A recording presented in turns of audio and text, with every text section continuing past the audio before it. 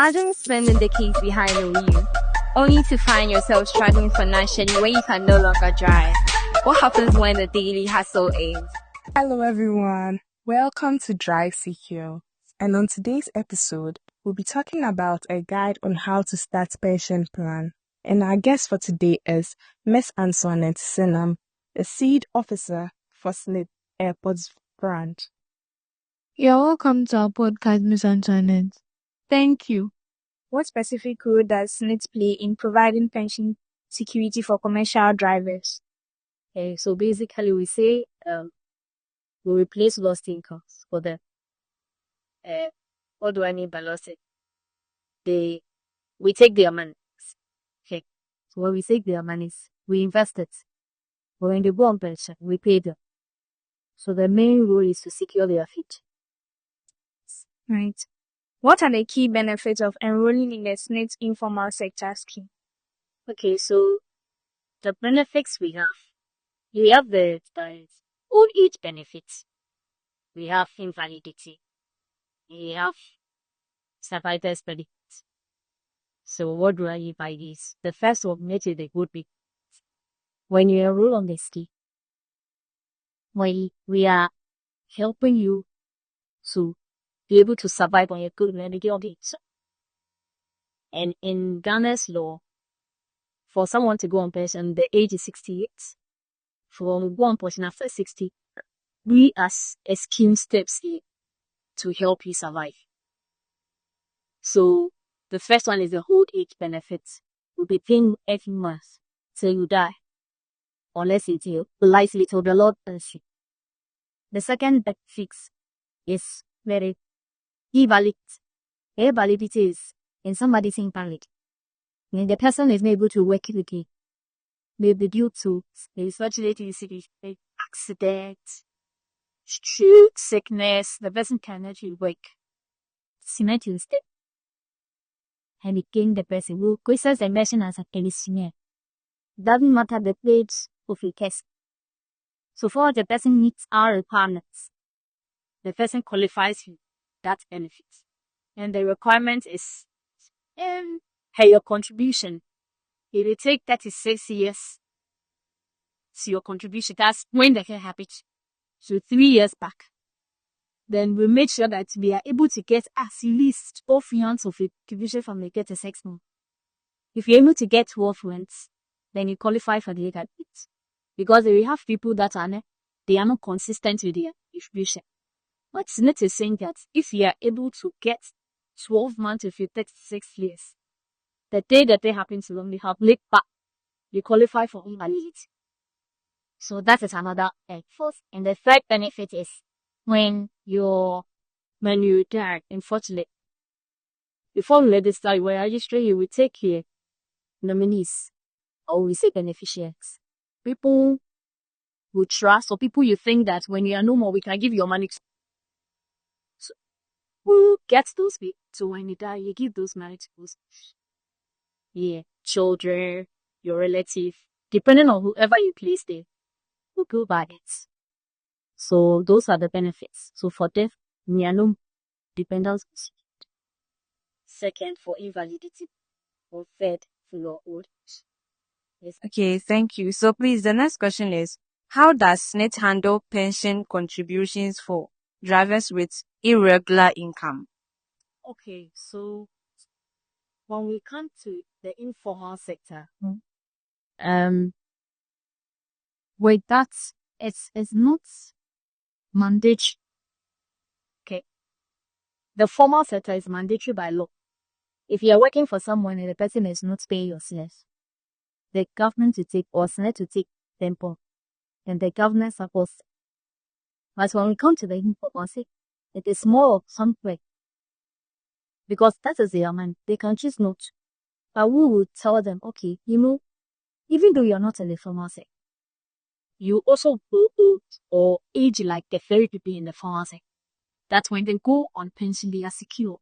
So we want you also to be secure. Because you will be suffering from the same thing when you bought when you attain 60 years. So we tell them, even though you are not having a regular, just make sure that when you contribute and and month comes that you're not going to petrogate, make sure the following month you're able to get to offset the very ones that you did. So from your idea, sometimes when you tell them that, oh, every month, how much do you deposit? Some will say 110 cedis. Our minimum is 110. Others will say it's from 110 to 7,020. We have people paying that every. So when you tell them, okay, they say they can come the 110. Say 110, will that be good? It's good, very rich for them, but it's monthly. It's not like Ricky. It's a month, but it still looks huge for them. So what I tell them, you know something? I go, uncle, you did pay like a raspberry. He's every day, it's about 5. And then you're definitely, there is open the cake. You have one at 50, 60, you say. You pay SSNIT 100 and pays. You keep for 50 cedis. It makes sense today. So when you tell them this, the people are willing to, well, they say that, oh, it's not like I have to get that 100 cedis or 110 cedis to come and pay. I can be saving in bits. By the time the month is ended, we'll be hit. So when you tell them this, it's pleasant to put. They want to vote. So even though they are not having a wedding line, these are some of the things to solve it, so that we be consistent with it. And another thing we do is we go to them. And those are people, when they see you, that's when they hear it. If you don't go, they don't hear it. So in both the don't see, so okay, I have to pay, or you be hold up. Then you keep on reminding. So some are able to do consistent, and it is more less. Next year, Okay, our next question is, what are the challenges SSNIT faces in registration? What are the challenges SSNIT faces in registering commercial drivers, and how are they addressing them?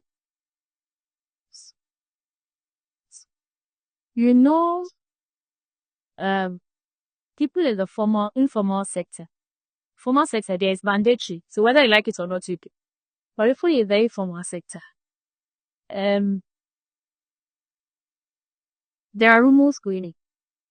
They will say, especially when they have any experience in the insurance company, because they know SSNIT is also an insurance, just that it's different from the other insurance. So they just have that motion that, oh, if I come and pitch my manager and it's time for me to come and take you, come and be telling me stories. Those are some of the challenges. So you'll have to educate them. So what we do is we make sure we educate them enough. Tell them that that is not how it is. It is for your own benefit. Because at the end of the day, if you attain 60 years, you're unable to work again. And because you have this perception about SSNIT and you don't choose what lies your feet or where lies your feet, if you don't have any regular income coming from anywhere. So we make sure that we educate them so that though it will change their perception. And anytime we do that, people buy into it. They buy into it. They are willing to. The only challenge we have is and they're not remembering to be paying every month. So that is why it lies with us to do the or call. So with our next question in line, how can drivers start their pension contribution with SSNIT, and what document requires? Okay.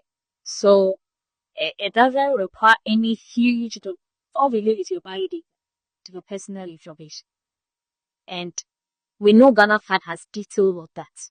So we require your Ghana card so that we'll be able to register it. If you don't know the Ghana card, it's not an issue. You will see you know the date of birth, right? You know what she just give her the correct.